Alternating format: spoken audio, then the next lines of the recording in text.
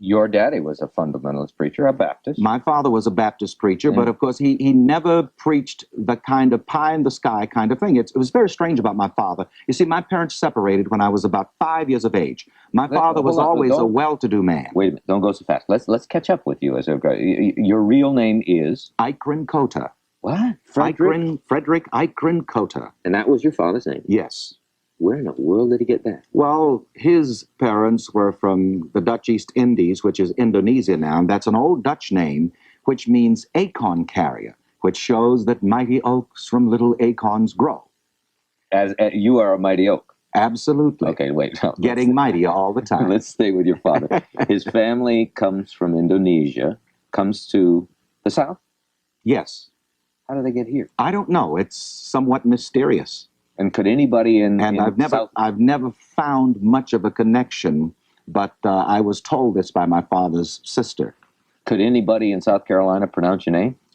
They pronounced it in various strange ways, like Iken Cutter, I-some Cutter in one case. So we can see how you end up Reverend Ike. Your dad, anyway, becomes a Baptist preacher. You became a Baptist minister, really, virtually at 14. No, I was a Pentecostal minister. I was born into a Baptist family, and by choice, I became a Pentecostal and a minister at 14. At 16 years of age, when I graduated from high school in South Carolina, I was minister of the local Pentecostal congregation. You went through a period, I think it was in Boston, of faith healing, of laying on the hands. We still do faith healing and the laying on of hands.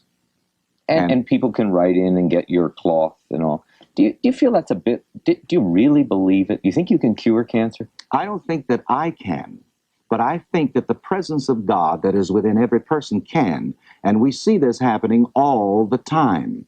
And even the medical profession now does not laugh at so-called faith healing or non-medical cures. Well, why don't you pursue it as you once did in Boston? Well, we have at our church here in New York, for example, a special healing section. We have nurses there. And at every service, people who are in wheelchairs and other cases that need attention are attended by the nurses, and in every service I go over there and lay hands upon them and pray for them in the name of Jesus Christ, and we are still getting results. It's just that Reverend Ike and the money thing, the flamboyant thing, and the Rolls Royces, that sort of captures the imagination of the people. Well, wait a minute. But you really can't blame the media only for that. I don't. When you sprung onto the scene, let's go back to the mid-'60s. You came from South Carolina and you went to Boston. Came from Boston, you went to New York. Essentially, to a working class black audience, you were saying, well, I'm saying, listen, you are responsible for yourself. You're going to have to take responsibility for yourself. The white people are not responsible for you. The government is not responsible for you. And it's a very interesting thing. I'm saying that the white liberal politicians and some so-called black leaders have given the black masses the idea that somebody else is responsible for them. But I think Ronald Reagan is awakening a lot of them on that issue and is saying the same thing that I've been saying. I said to them way back when, I said, hey, listen, the gravy train is coming to an end. Every tub is going to have to sit on its own bottom. Those that don't have bottoms will have to sit on the rims. Because you see, it's something about human nature, not just black people.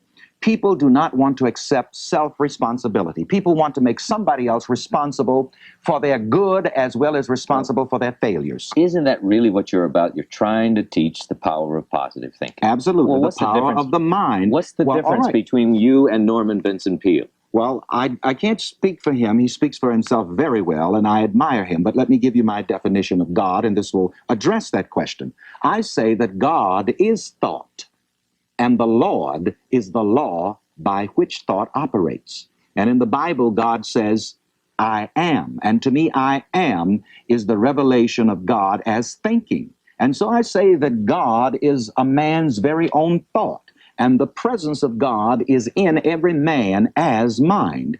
And God says again in the Bible, command you me. And so when a man comes into command and mastery of the powers and the talents that are within him, he is actually commanding the good that God has put within him to be what he wants to be, do what he wants to do, have what he wants to have, and in turn he can make a contribution to others and to the common good. You see, we try to help people become self-found, because you're not successful until you find yourself. This is why people fail in relationships. This is why they fail in life, because they don't know themselves. The Greeks had the saying, man, know thyself. But Jesus said, you shall know the truth. You've got me preaching now. No, yes. Well, let me say, though, that I think, would you admit that what made your program really sell is you were teaching it to essentially downtrodden, Oh, let me tell you, the poor white people are paying me $10,000 an hour now to do prosperity seminars, because they understand the power of the mind. Black people were not brought here and taught the power of the mind. They were not brought here to use their minds. They were brought here to use their behinds as slaves. And too many black people are still into this thing, and they don't understand the power of the mind. A black militant said to me in Chicago, Reverend Ike, what are you doing to help the black people? I said, I'm giving them positive self-image psychology, positive self-motivation. He said, that ain't S. And people have got to understand the power of the mind. Black people, and any people for that matter, need to understand mind power, green power, and vote power. And I'm preaching this from the pulpit, which is not the usual kind of gospel that you get in a black church or any church, unless it's one of the mind science type churches. And this is unusual for a black man to tell people about the power of the mind. A black preacher is supposed to be telling people about the pie in the sky by and by when you die. And I have the audacity to say, you can have it now. I have the audacity to say, hey, listen, you don't have to wait until God comes back from vacation. God is within you right here, right now, and you can get in touch with this God power and be what you want to be and do what you want to do right here, right now.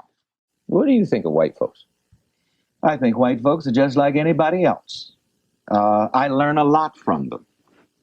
And I've learned, for example, the power of positive thinking. I mean, you know, I've read Napoleon Hill's books, Think and Grow Rich, and all of the positive thinking books. And you see, black people have not had this kind of teaching.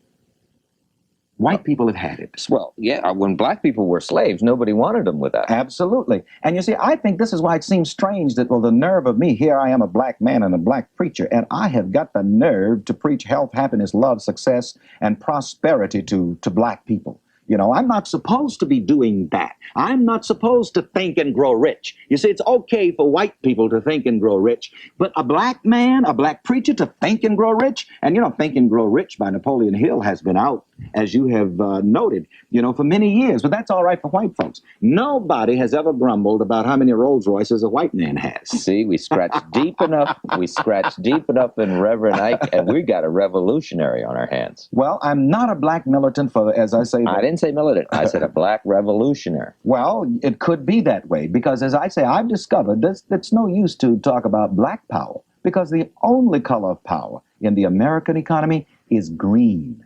And so, as I said, I've always learned from the white people. And I've always believed in the think and grow rich type of thing. Who knows? You see, under this fine brown skin here, I'm the same color as anybody else. And it is so with everyone.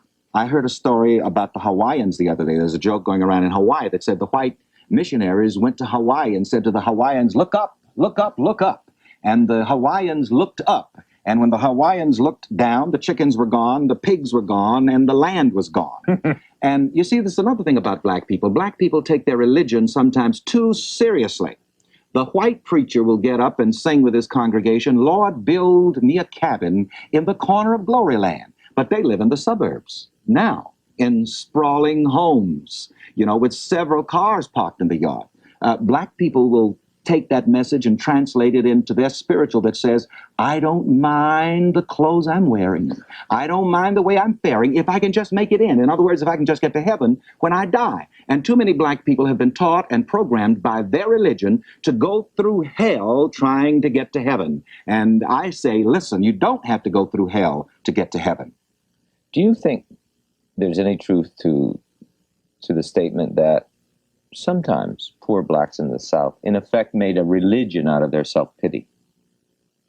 that is a part of it. That is a part of it. For example, there's an old spiritual that says, "Why am I treated so bad?" That kind of thing. But we've got to get up out of that self-pity and realize that every man is really equal in that every man has a mind. And that mind is the presence of God in every man. I say to my people, I say, do you know that Rockefeller doesn't really have any more money than you have? Because to me, money is the energy of the mind. And Let's talk about everybody money. has, Let's talk about money. What about you? Will you tell me how much money you have? I don't know. Will you tell me what? Because How big is your church? Oh, I don't How know many that either. members do you have? I don't know. I only know that we correspond some months. You see, it's more than just a local church here in New York. I conduct an international ministry.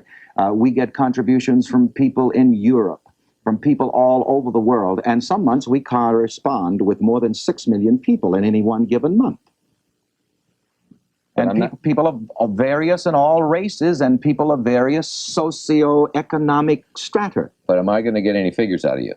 Well, except that some months I correspond with more than 6 million people. And I'll say this, I'm not trying to skirt the issue.